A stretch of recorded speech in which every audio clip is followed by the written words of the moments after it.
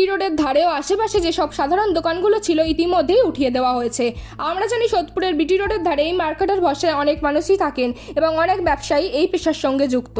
পাশাপাশি এই এলাকার বস্তিগুলি ভেঙে তাদের উঠিয়ে দেওয়া হচ্ছে। স্থানীয় সূত্রে খবর, মার্কেটের বিভিন্ন দোকানগুলিতে বেশ কিছুদিন আগে নোটিশ দেওয়া সত্ত্বেও বস্তি উচ্ছেদ হঠাৎ করেই হয়। ঘর সংসার বাচ্চা নিয়ে কোথায় যাবে, এই প্রশ্ন এখন সকল মানুষের মুখে। চিন্তার একটি বড় দিক আমাদের সামনে উঠে আসছে। প্রশাসনের পক্ষ থেকে জানানো হয়েছে রাস্তা দখলমুক্তকরণ, যান চলাচল স্বাভাবিক রাখা ও নগর উন্নয়নের স্বার্থে এই পদক্ষেপ নেওয়া হয়েছে। স্থানীয় বাসিন্দাদের একাংশ এই অভিযানে সন্তোষ প্রকাশ করেছেন। তারা প্রশাসনের কাছে পুনর্বাসন ও বিকল্প ব্যবস্থার দাবি জানিয়েছেন। রাজ্য জুড়ে হকার উচ্ছেদ অভিযানকে ঘিরে ঝামেলা অশান্তির প্রভাব বেড়েই চলেছে।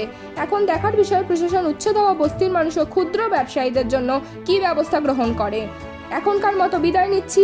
এলাকার প্রতিটি গুরুত্বপূর্ণ খবর সবার আগে জানতে সঙ্গে থাকুন পানিহাটি টাইমলাইনে। নমস্কার।